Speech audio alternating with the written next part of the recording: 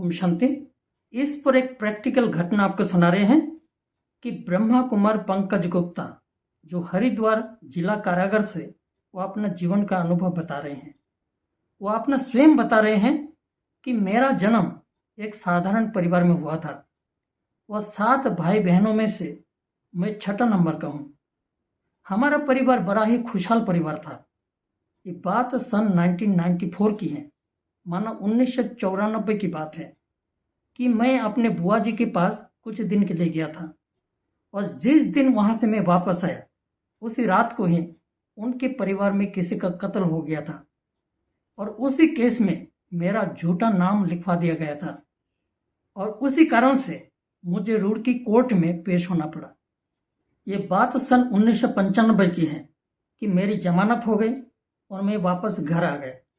और 2001 में मेरी शादी एक विकलांग लड़की से करवाई दी गई थी और जिससे मेरी शादी हुई थी उन्हें बचपन से ही आधे शरीर में पोलिया थे, लेकिन संस्कार में वो जैसे कि साक्षात देवी हैं।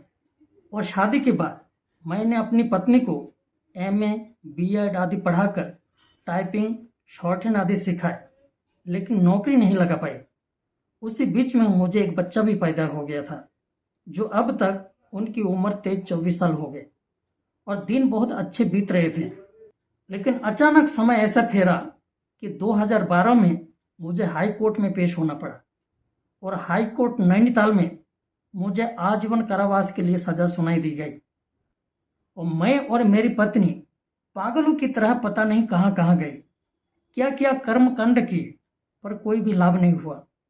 मैं आत्महत्या करने के लिए सोच रहा था, लेकिन एक विकलांग पत्नी, एक छोटा सा बच्चा जिनके प्यार में ऐसा करने नहीं दिया। जेल में हर समय सबसे ज़्यादा चिंता इसी बात की रहती थी कि अब वह कैसे संभालेगी। यही सोच सोच कर मैं बीमार हो गया। 2 महीना अस्पताल में भर्ती रहा। आंखों से मुझे कम दिखने लगा, बहुत ज़्यादा तनाव में रहने लगा।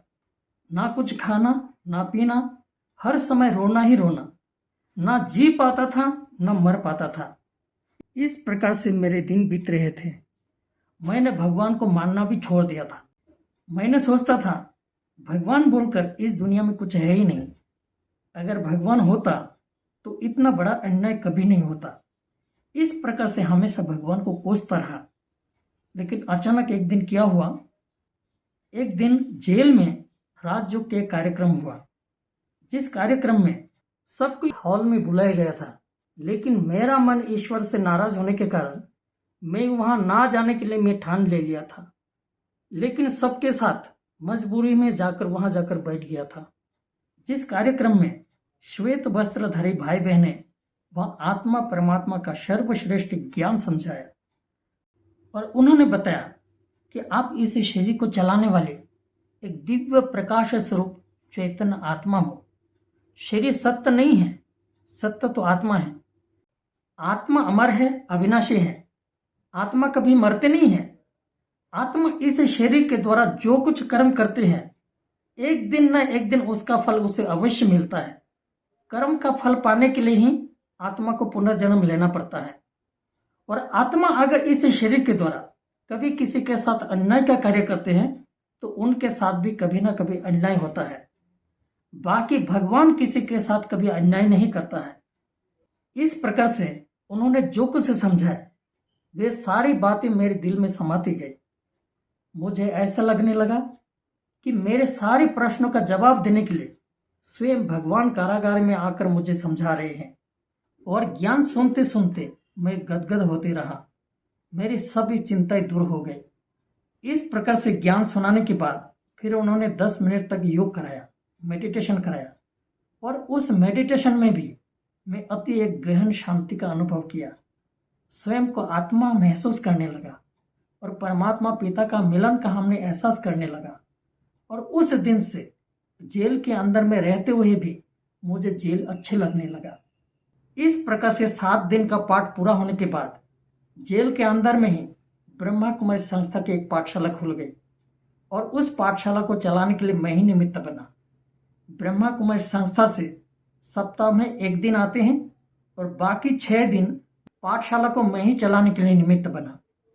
भगवान के महावाक्य को दूसरे को सुनाने में, दूसरे के जीवन को सुधारने में, दूसरे को सुख देने में जो अवर्णनीय सुख मिलता है, इस प्रकार के सुख हमने कभी सोचा भी नहीं होगा।